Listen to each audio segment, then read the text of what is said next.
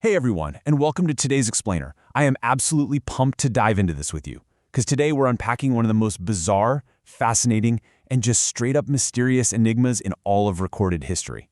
We are going way back in time to look at an event so incredibly strange that historians are literally still arguing about it almost 9 centuries later. It's the kind of story that just grabs you right from the start. So grab a seat and get ready, because we are diving headfirst into England's strangest medieval mystery.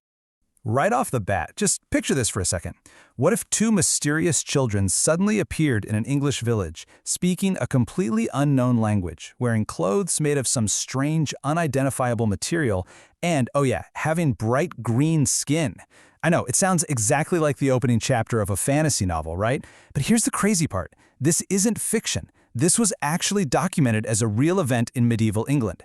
Just imagine the sheer, absolute shock of those local villagers coming face to face with something that totally broke their understanding of reality. So, that immediately brings up our first major question. Who exactly were these mysterious children? Were they just a couple of lost wanderers? Or was it something entirely different? Keep that in the back of your mind as we go through the evidence. And then, of course, we have to talk about the elephant in the room. Why on earth was their skin green? We're not talking about a trick of the light or a subtle weird tint here. The records say they were undeniably, distinctly green. It's the most shocking piece of physical evidence, and it's exactly what's kept experts scratching their heads for hundreds of years. And finally, where in the world did they come from? How do two kids just suddenly materialize out of nowhere in the English countryside with absolutely zero recognizable background? That is the big overarching enigma we're tackling today. Okay, to really get why this was such an earth-shattering event, let's set the scene. Life in 12th century Woolpit. So our story takes place in Woolpit. Now this is a real 12th century village in Suffolk, England, and actually it still exists today. The name isn't just some poetic metaphor either. It literally comes from these deep trenches or wolf pits that the locals dug to trap dangerous wolves that were going after their livestock. It was a gritty, tough, super grounded place, which honestly makes this whole legend feel incredibly real and tangible. This was your classic Norman England rural farming community. People lived in these really tight-knit, insular little bubbles where everybody knew everybody else's business. Their whole lives revolved around super ordinary agricultural routines, right? Plowing the fields, harvesting crops, basically just surviving the seasons. Life was completely predictable. And honestly, that mundane, everyday routine is exactly what makes this whole thing so deeply unsettling. When you live in a world where literally nothing changes, the arrival of the absolute unknown is pretty terrifying. So, right into the middle of this totally ordinary world, the impossible shows up. Let's look at the discovery near the pits as the evidence emerges. Now, a really important point here. We aren't just relying on local gossip or some campfire story passed down through the years. We actually have the earliest written accounts from two highly credible medieval chroniclers, Ralph of Coggeshall and William of Newburgh. Both of these guys independently documented the sudden appearance of this young boy and girl. Having these specific names gives us a really solid historical baseline. They didn't record this as some fairy tale, they wrote it down as an actual, albeit completely bewildering historical event. Let's play detective for a second and look at the bizarre evidence the villagers were dealing with. First up, that unusual green skin. Next, completely unfamiliar clothing made of materials nobody had ever seen before. Third, an unknown language. It wasn't French, it wasn't English, it wasn't Latin. It was just completely foreign. And lastly, their behavior. These kids were absolutely terrified.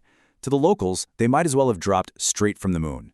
It taps right into that primal human fear of the total unknown. Well, once that initial shock kind of wore off, the village had a very practical problem on their hands. It was time for adapting to a new world, the struggle to survive. Naturally, the villagers tried to feed them. But get this. The children completely refused normal village food like bread and meat. They were literally starving to death, but they wouldn't touch a single thing offered to them. Imagine offering a starving kid a piece of warm bread and having them pull back in sheer horror.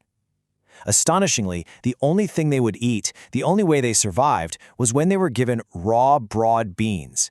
It's such a weird, ultra-specific detail, but it really adds this bizarre layer of authenticity to the chronicler's accounts. Let's move through the timeline and see how this all builds, because it's actually pretty tragic. It starts with their discovery at the pits, moves into their refusal of normal food, and then surviving just on those raw, broad beans.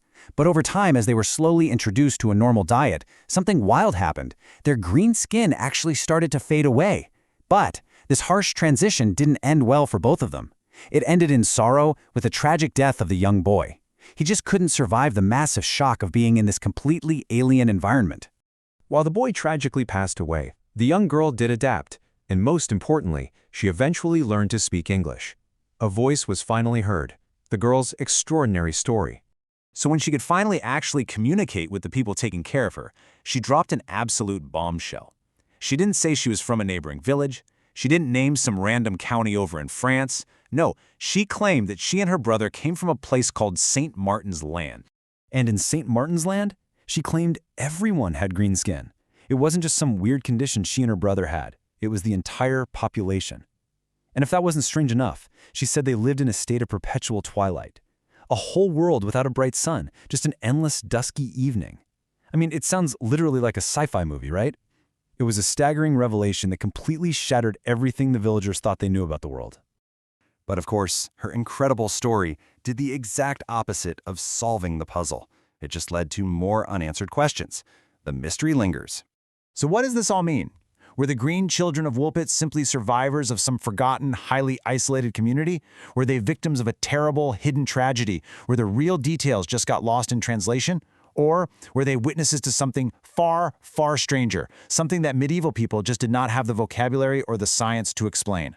We've laid out the hard historical evidence for you today, but let me tell you, this debate is nowhere near over. In part 2 of this explainer, we are going to dig deep into the most compelling theories that try to solve this ancient puzzle. You absolutely will not want to miss it. Keep questioning, keep learning, and I'll see you next time.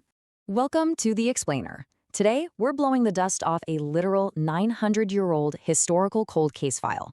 Seriously, it's a story that sounds like it was ripped straight from the pages of a fantasy novel, but it is anchored right here in our documented historical reality.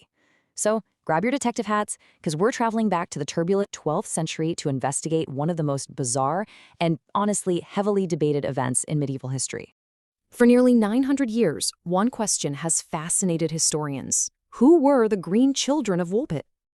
Section 1. The Woolpit Mystery. What really happened? Okay, let's quickly run through the timeline to get our facts straight so we can jump right into the actual investigation. Back in the 12th century, villagers in the rural English town of Woolpit stumbled onto a pretty shocking discovery. 2 terrified orphan children cowering inside these deep, ancient pits that were actually meant for trapping wolves. Over the next few days, the locals realized these definitely weren't ordinary kids. I mean, they spoke an entirely incomprehensible language, wore completely unfamiliar clothes, and, well, most startling of all, their skin was tinted a distinct shade of green. Crazy, right? Eventually, over the years, the surviving child actually integrated into the local society, and as her diet changed, that green hue faded entirely from her skin. So, what on earth did these medieval villagers actually find?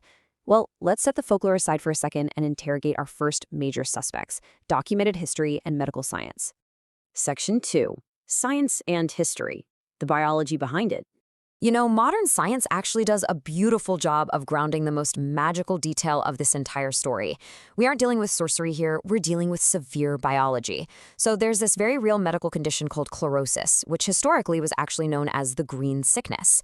Basically, it's a form of malnutrition caused by a profound iron deficiency, and it literally gives human skin a sickly greenish tint. Think about it. If these children were lost, orphaned, and starving, surviving on a terrible diet for an extended period in the wilderness, well, chlorosis perfectly explains their shocking appearance. It takes this fantastical detail and grounds it in a deeply tragic, entirely human reality. Section 3. Lost in translation, speech and clothing. This beautifully illustrates how the pieces of this massive puzzle begin to snap together when we use history as our guide. Okay, so we just solved the green skin with chlorosis. But what about the weird language and the strange clothes? Well, during the 12th century, Eastern England saw a massive influx of Flemish settlers, immigrants from the region that's now Belgium. Now, imagine you're an isolated rural English villager who has never traveled beyond your own farming town. A Flemish dialect would sound entirely alien to you. And their regional Flemish cultural garb? Completely unrecognizable. So the historical presence of these settlers maps perfectly onto the children's strange traits. And this builds into a highly logical step-by-step scenario. Step 1, England in the 12th century was a really chaotic place, full of regional conflicts and persecution, particularly against those Flemish immigrants we just talked about, so it's highly probable that a violent conflict displaced a local settlement. Step 2, in the chaos, these two kids lose their parents. They're orphaned, they're forced into hiding, and they're slowly starving, which, remember, triggers that chlorosis we just covered. Finally, step 3, these traumatized, malnourished children wander blindly through the landscape until they literally fall into the wolf pits in unfamiliar Woolpit. You see, absolutely no magic required, just a heartbreaking historical reality. Section 4, Fairies and Folklore, Medieval Interpretations. Once the surviving girl finally learned English, she reportedly told the villagers that she and her brother came from a place called St. Martin's Land, which she described as this perpetual twilight underground realm. Now, to medieval ears, this sounded like absolute proof of the supernatural. But modern historians, they interpret this specific detail as a simple geographical misunderstanding. See, there was a nearby village called Fornham St. Martin. If the children lived near there, perhaps in a dense, heavily shaded forest canopy, or if they'd been hiding in dark caves or thick woods to escape persecution, a young, deeply traumatized child might very well describe her home as a land of perpetual twilight. So, the absolutely crucial point here is this. Human beings always try to make sense of the unknown using the mental tools they have available. I mean, medieval villagers didn't have Wikipedia, right? They didn't know about chlorosis or Flemish migration patterns. They naturally interpreted traumatized, foreign-speaking strangers through the lens of their own local folklore. To them, green skin and a twilight home meant fairy realms. It meant underground worlds. It meant magical wandering or divine intervention. Honestly, it was the only way they could process such a profoundly bizarre and unexpected event. Section 5, Modern Sci-Fi Myths, Story Warped Today. What's truly fascinating to me is how the human impulse to mythologize really hasn't changed at all in 900 years. Only our vocabulary has. The original medieval villagers saw fairies in twilight lands because, well, that was their cultural framework. But today, if you go online and search for the Green Children of Woolpit, you're going to be absolutely bombarded with modern myths. Aliens, extraterrestrials, and advanced science fiction concepts. We're literally doing the exact same thing the medieval villagers did. We're just updating the genre. Let's just playfully run through this list of unsubstantiated modern theories that have completely taken over the internet. Okay, so we've got extraterrestrial aliens whose spaceship crashed in the woods. We have time travelers from some dystopian mutated future. We have people slipping through portals from parallel dimensions, and of course your standard supernatural beings. And look, while these definitely make for fantastic movies, I have to state firmly right here, there is absolutely zero 12th century historical evidence to support any of this. These are simply modern projections being painted onto a medieval canvas. Which brings us to a really important reflection. Why do we invent sci-fi mysteries when history offers logical human answers? Like, why does our modern culture prefer a wild conspiracy theory over the grounded reality of lost, malnourished orphans? Perhaps the truth that innocent kids were displaced by war and left to starve is just too tragic. It's just too heavy to bear. Or maybe, as a species, we just love the thrill of a mystery so much that we refuse to let simple facts get in the way of a good story. Section 6. An Enduring Legend. The Final Verdict. So why in the world are we still talking about this 9 centuries later? Well, the mystery endures because no single perfect explanation flawlessly wraps up every single historical detail without leaving a few loose ends. It sits perfectly right there at the crossroads of history and folklore. The true magic of the Green Children isn't found in parallel dimensions or alien planets.